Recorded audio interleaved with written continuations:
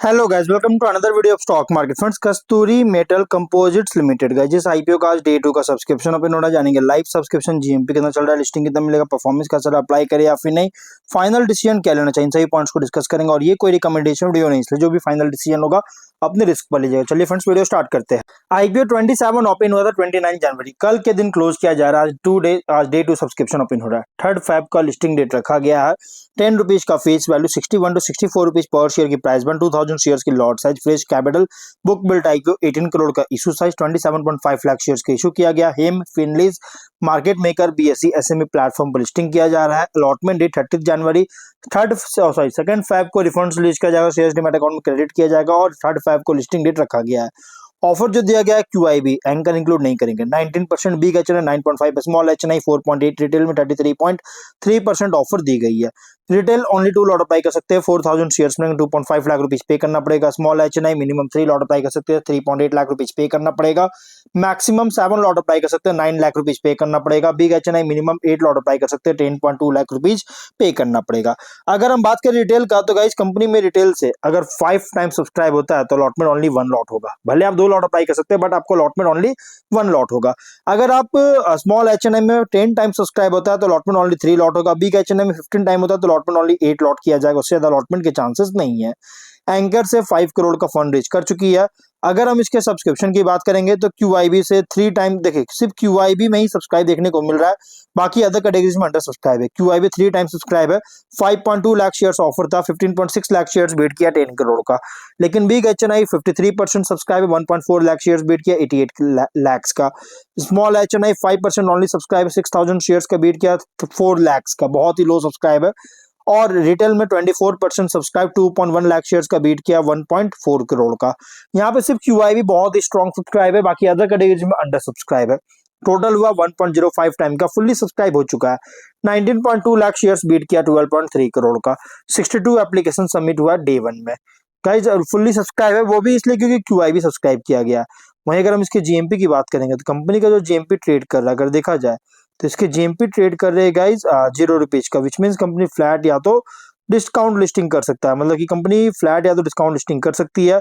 अब अगर business model की बात करें, देखिए इस पर मैं ज्यादा कुछ बात नहीं, मैंने ऑलरेडी इस पर वीडियो बना रखा है, वैसे मैं बता देता हूँ। कंपनी इंडस्ट्रियल एप्लीकेशंस के लिए स्टील फाइबर प्रोडक्ट्स का मैन्युफैक्चरिंग में इंगेज है, जो कि डोमेस्टिक मार्केट को ही नहीं बल्कि एक्सपोर्ट रेवेन्यू से भी कंपनी जैसो के डोमेस्टिक मार्केट को ही केटर नहीं कर रहा, बल्कि एक्सपोर्ट से भी रेवेन्यू जनरेट कर रही है। फाइनेंशियल 25 में 57 करोड़ का रेवेन्यू, 2 करोड़ का प्रॉफिट है, जो कि 25 में रेवेन्यू तो इंक्रीज किया बट बॉटम लाइन डाउन देखने को मिल रहा है, मतलब कह सकते एक तरह से इनकंसिस्टेंसी देखने को मिल रहा है। Bottom line, top line increase है, बॉटम लाइन इनकंसिस्टेंसी है।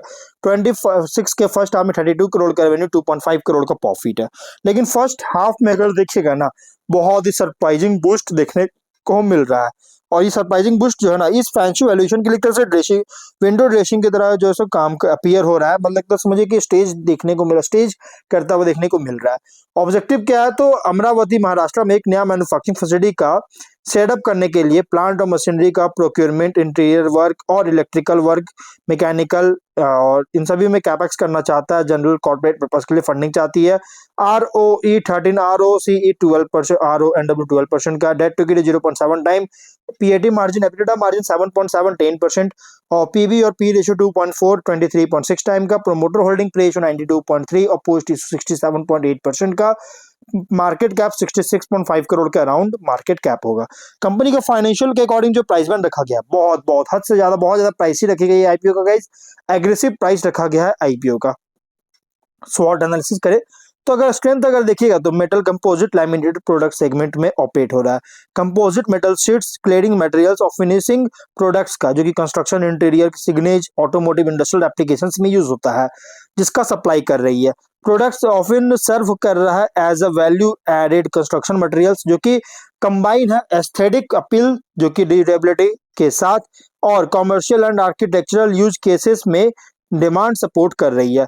कंपनी जो है मेटल कंपोजिट सॉल्यूशंस को कस्टमाइज करने का एबिलिटी है स्पेसिफिक क्लाइंट रिक्वायरमेंट्स के अकॉर्डिंग, जिससे कमोडिटी मेटल सप्लायर से खुद को डिफरेंशिएट करने में हेल्प कर सकता है।